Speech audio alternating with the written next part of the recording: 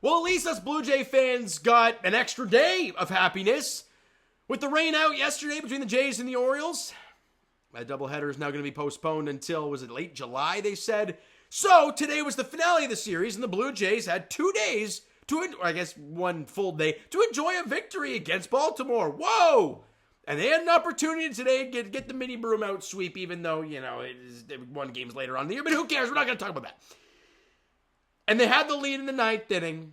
And if you've watched my videos in the past, you will know I've used this phrase. If you're a Toronto sports fan, don't get used to being happy. Because whenever something good happens, it's followed with something bad. And what do I mean by that? For all the Oriole fans, first off, thank you for coming on. You guys showed a ton of support last year. Hopefully I see you back on here today. And you guys walked us off today, so I bet you are. So welcome in. Anyways, being a Toronto sports fan stinks. To the point where everything good goes wrong, right? Your Raptors win a championship. Well, that's great. Kawhi left like a week later. It's like, okay, well, there goes that. Then you have a great first half of the season in 2020, and we're like, whoa, this is great. Yeah, COVID hit. Okay, and then Pascal forgot to play how to play basketball, and we all know how that ended up. Great, fantastic. Now here we are in limbo. Blue Jays. Today is a prime example. We thought the season was saved after game 1. Great vibes, great bullpen stuff. You're feeling good. You had a 2-1 lead in this game. Yep, no, it's gone. Yep, back to feeling like crap. And a Leaf fan, do I even need to explain? There ain't no good feeling about being a fan of that team, but it's mostly bad. So I'm used to this stuff.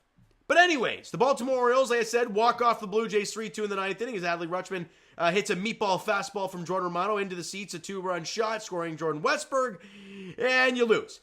But we can sit here, and I know people, I just know how Blue Jays Twitter and Blue Jays media works. They're going to be like, Jimmy Garcia's the closer. How about you hit a baseball? Huh? Wouldn't that be nice? You had 5 hits today.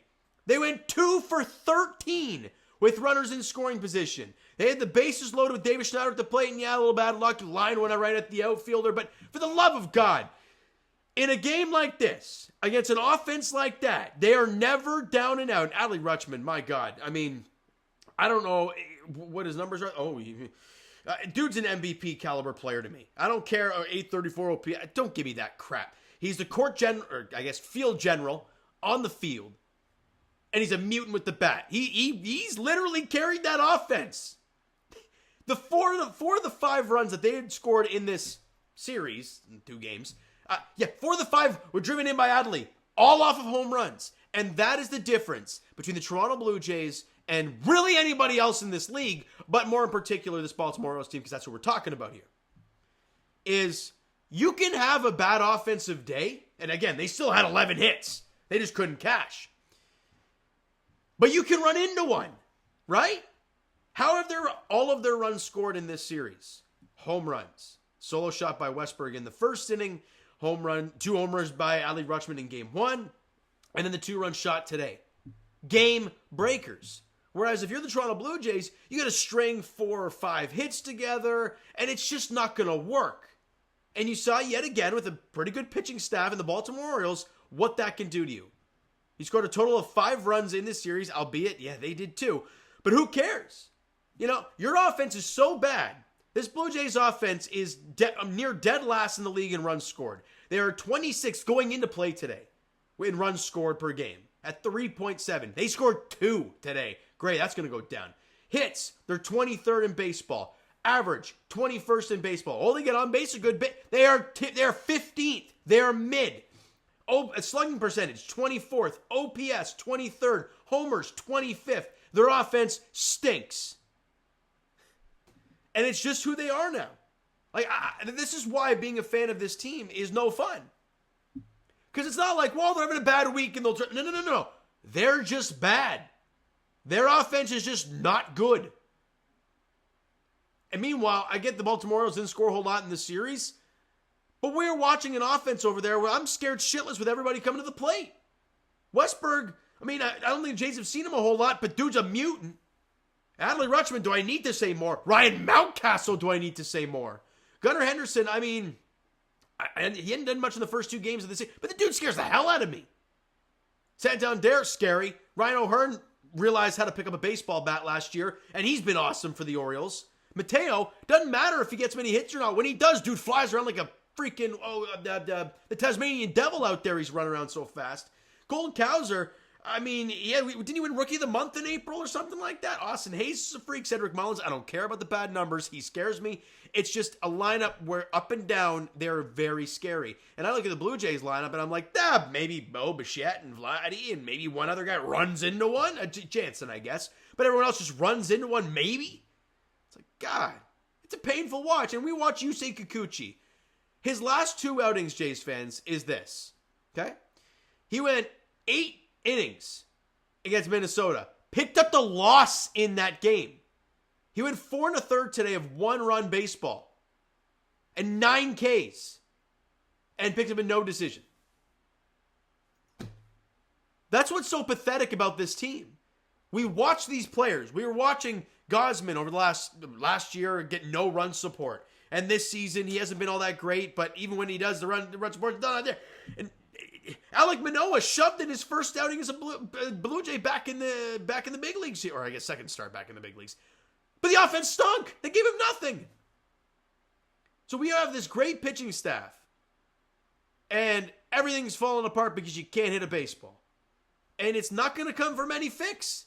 They're not going to call up Elvis Martinez because, they're too scared to lose Kevin Biggio or lose Ernie Clement through the waiver wire or whatever. No. How about we see a guy who can be a game breaker once in a while? Man, that'd be nice. But no. And I got a question for you guys. I was listening to Blair and Barker, and Blair was getting a little fiery about it. And I want to ask you guys this. And even Oriole fans, if you want to chime into this, let me know. If you're a hardcore baseball fan, you'll know the situation going on with the Blue Jays and how they got to pivot at some point here, whether it's to just say screw it and go all in, which would be a disaster, or you pivot and sell off, which is scary. And they're all scary situations. If you're going to move on from Bo and Vladdy, do you want Ross Atkins making that trade? Because I don't. And if that's the case, when do you can him? And if you don't, it's going to be a disaster. These are pivotal moves. Because you probably won't do it at the deadline. Because that's an irrational move to make moves like that for stars. I mean, once Soto did. I don't know. But I wanted to ask that question because I don't think he's the right man for the move. You need some fresh eyes. This guy's been around. It's run its course for me.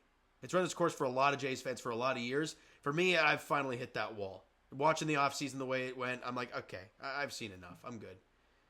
All right. Now, Oriole fans, congratulations on a walk-off because, hey, no matter what way you look at it, they're always fun to witness, whether you're live or on TV. And as I said year in, year, I said it last year and I'll say it again this year, they're the best team in the American League. I'm sorry. They just are. One of the best teams in baseball at that. So everyone talking the Yankees up before the year, and I was seeing all these predictions before the season of like, the Orioles are going to be like third in the division and the Yankees are number 1. I'm like, who's this guy? What's this guy smoking? Because I want a piece of that. I don't smoke anything, but I just wanted to say that. And yeah, they're the Orioles, top of the division, albeit it's very tight with the Yankees right now, but it's where they should be. They're an elite offense. They have Corbin Burns at the front of the rotation. They got Kyle Bradish back healthy. They're a good team.